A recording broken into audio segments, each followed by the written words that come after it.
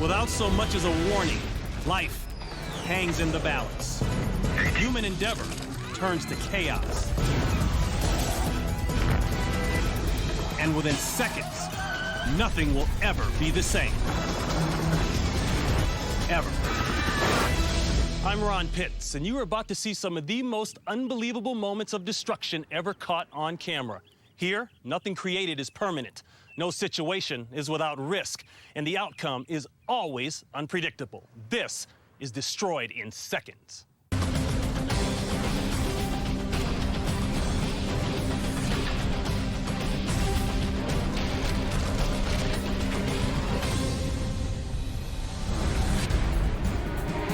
A naval pilot is trapped inside this burning jet as it plummets toward the Chesapeake Bay. The pilot must eject, but is unable. How does this happen? At 5,000 feet, this F-18 is testing a new bomb deployment system. The mission? Drop a 250-pound bomb while a smaller Skyhawk chase plane observes. Then, the unthinkable. Without its right wing, the Skyhawk loses control. The pilot and co-pilot plummet toward Earth. The co-pilot manages to bail out and deploys his parachute. Hoping to regain control, the pilot remains inside, fighting for his life while falling at terminal velocity. Another look at the footage reveals how this incident could have been prevented. The bomb should have dropped, avoiding the Skyhawk flying 21 feet above. But the turbulence between the two aircrafts creates a vacuum, sucking the bomb straight into the chase plane.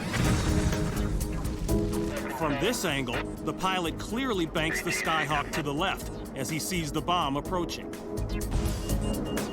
The aircraft is hit, and the pilot's desperate attempt to escape continues as he plummets toward Earth. With every second the pilot falls, his chances of survival get slimmer and slimmer.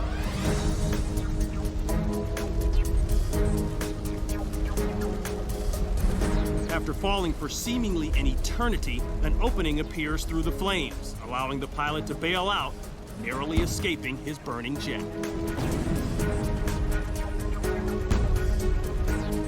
After falling for nearly a mile, the Skyhawk slams into the bay.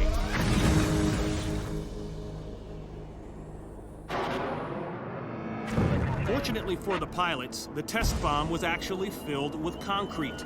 Had the bomb been real, this incident would have probably killed everyone on board both jets. Naval testing procedures now require fighter planes to fly a minimum of 200 feet apart, so that a mid-air mishap like this one should never happen again. Non-stop rain and melted snow has the city of Portland, Oregon experiencing record-breaking floodwaters and precarious conditions. In the West Hills suburb, a man and his son head up the steep street to inspect a house they've been remodeling. The unstable hillside may have damaged its foundation. We are going up Hermosa, up to the remodel that's sliding down the hill. Look at those things built on those hillsides. Man, they better hope they got a good foundation underneath those babies. As the pair reach the house, the son feels uneasy. This is the house? Does it say? All those trees and everything must be just kind of slowly sliding down. Then, without warning, the saturated ground gives way. Trees start to slide down the grade. Look at that. Going right across the road. It's Weir Park right there. Good thing you are. Wow, look at it. It's coming down the hill here. But they soon realize this small slippage is just the beginning. They are standing in the path of a moving catastrophe. Go! The torrent of mud and trees slams into a parked truck. Its tires screech as the force of the mud pushes it downhill. And a full-blown mudslide is underway. The powerful mudslide picks up speed. Soon other vehicles that stand in its way are taken out just as easily.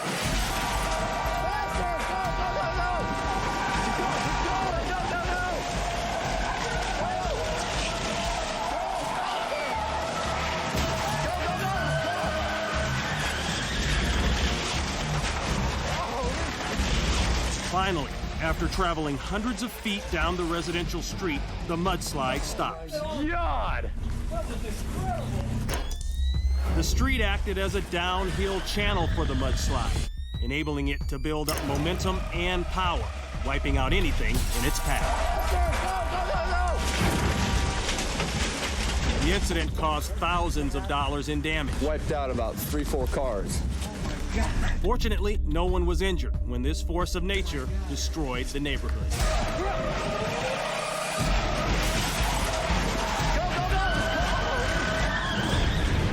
Frenchman Eric Baron, some refer to him as the Red Baron.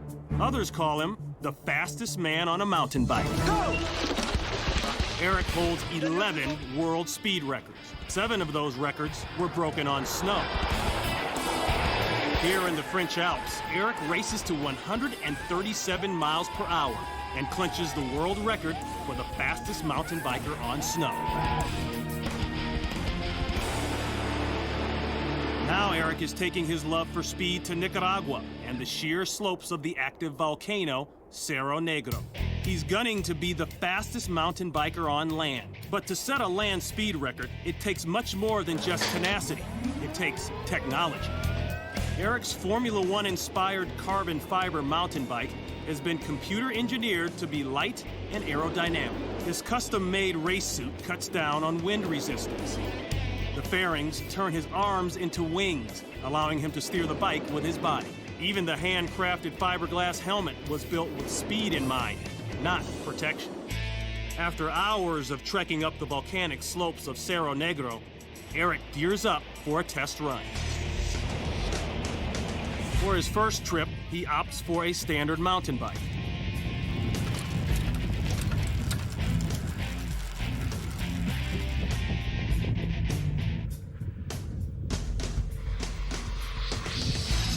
The run is a complete success. Eric reaches a top speed of 101 miles per hour, a new world record. Eric now knows that with this high-tech bike, he will easily eclipse the record he just set. With a slight push, Eric hits the slope. In seconds, he's scorching down the hill. He's already clocked at a record-breaking speed of 107 miles per hour. But his spectacular run is just about over.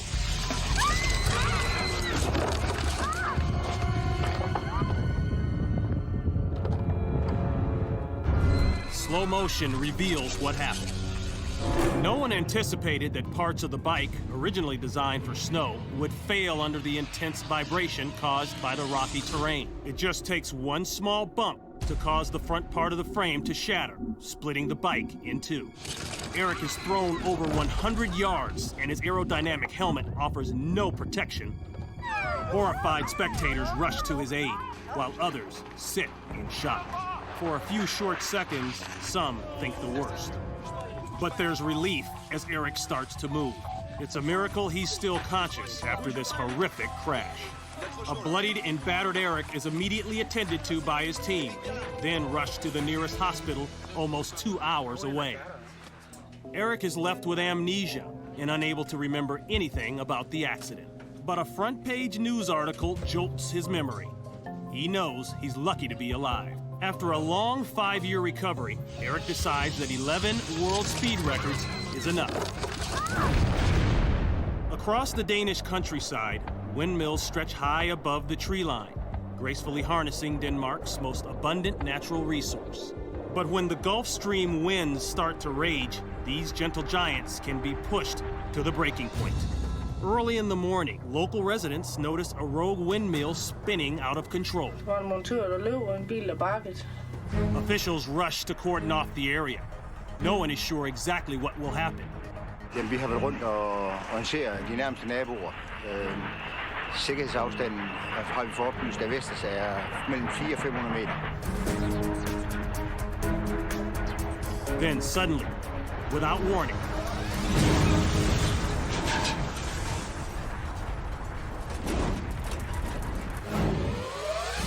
a second look shows the centrifugal force shattering one of the blades. The rotor is then thrown out of balance and explodes into pieces.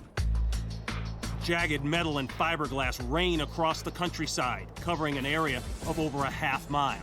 Residents are grateful that no one is hurt. Sådan gulvet det gav på. Og da han så kiggede ud af vinduet, så kunne han så se dele fra vindmøllen kom flyvende hen over taget. Investigators determined that a faulty braking system allowed the gusting winds to spin the turbine more than 5 times faster than it could safely operate.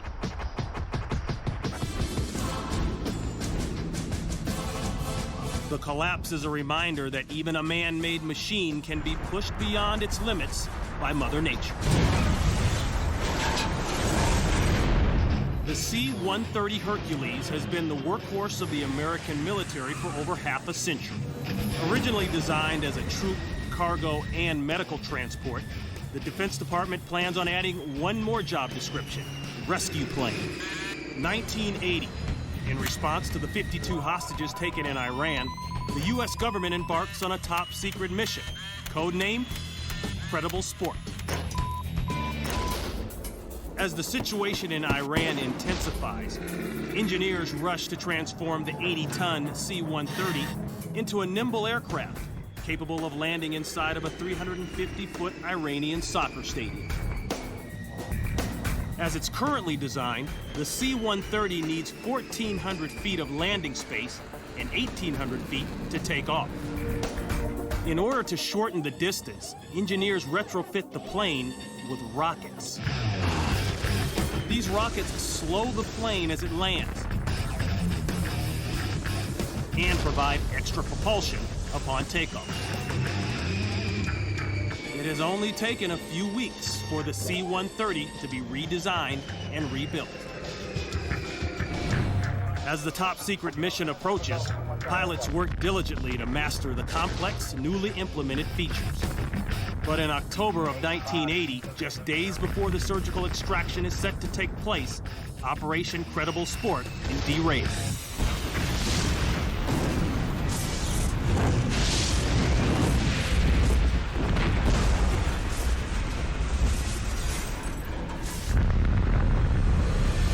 As the plane comes in for a landing, pilots mistakenly fire the rockets before the wheels touch down. The plane loses lift and slams into the tarmac. Despite the violence of this mishap, no crew members were injured. This setback not only derails the project, but shatters the hopes of everyone involved in the Credible Sport mission. It was not until the next year that the hostages were finally released. It's springtime in Parkersburg, Iowa, and a large tornado is bearing down on the residents of this small town. A bank ATM surveillance camera captures these images as the house across the street takes a direct hit.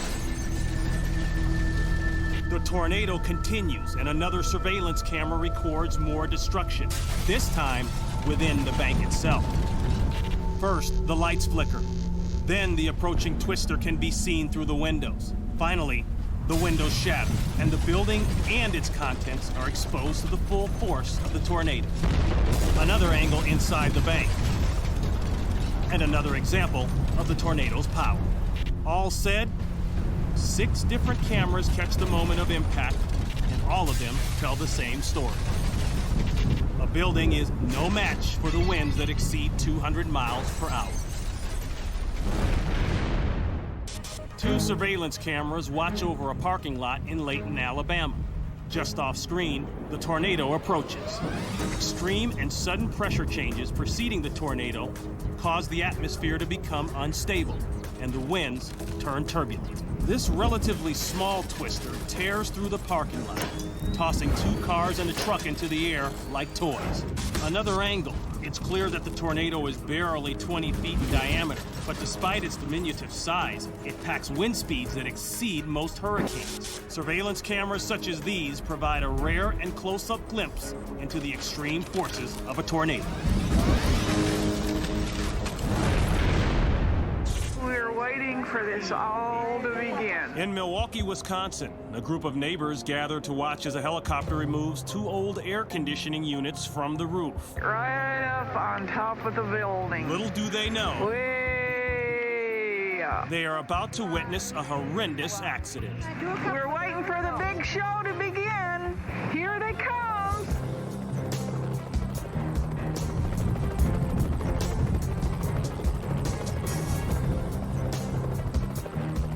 The first unit is plucked off the roof and placed directly on the awaiting flatbed below. Workers unhook the cables and the pilot heads out to retrieve another load. The next pickup starts out just as smoothly as the first. The helicopter nimbly lifts the old AC unit off the roof. Next, he flies into position over the truck below. But just as he's about to make his descent, things start to go wrong. The pilot loses control, and the helicopter starts to spin wildly.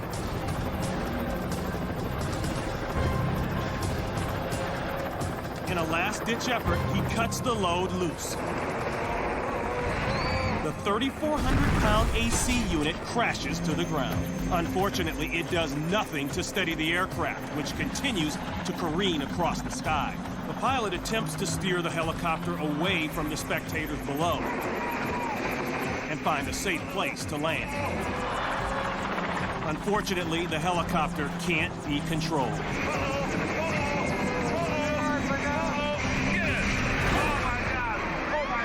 Stunned, onlookers from all over rush to the pilot. A second camera on top of the roof gives us a bird's eye view of the impact.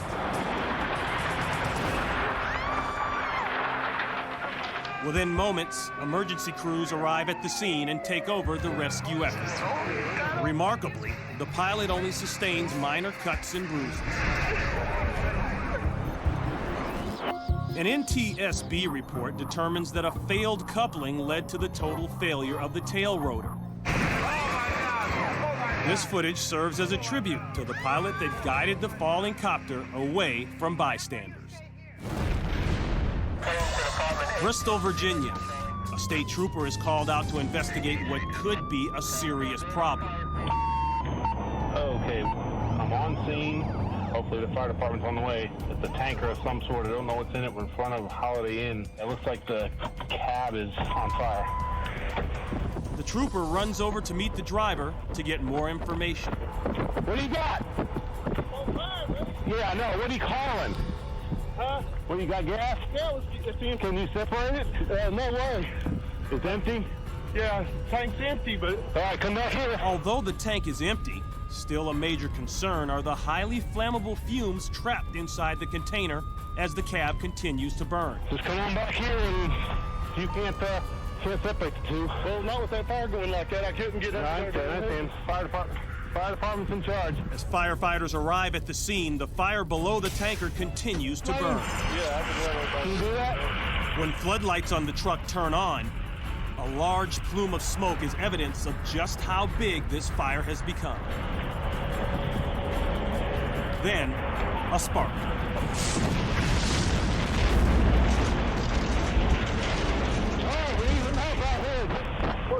A closer look at the video shows a firefighter walking right towards the tanker when it erupts.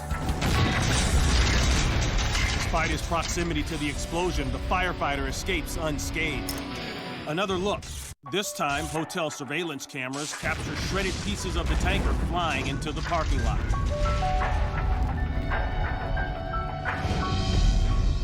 An investigation reveals that the truck's braking system overheated and started to burn, ultimately igniting the tanker. No one was killed or injured. This was Destroyed in Seconds. I'm Ron Pitts. We'll see you next time.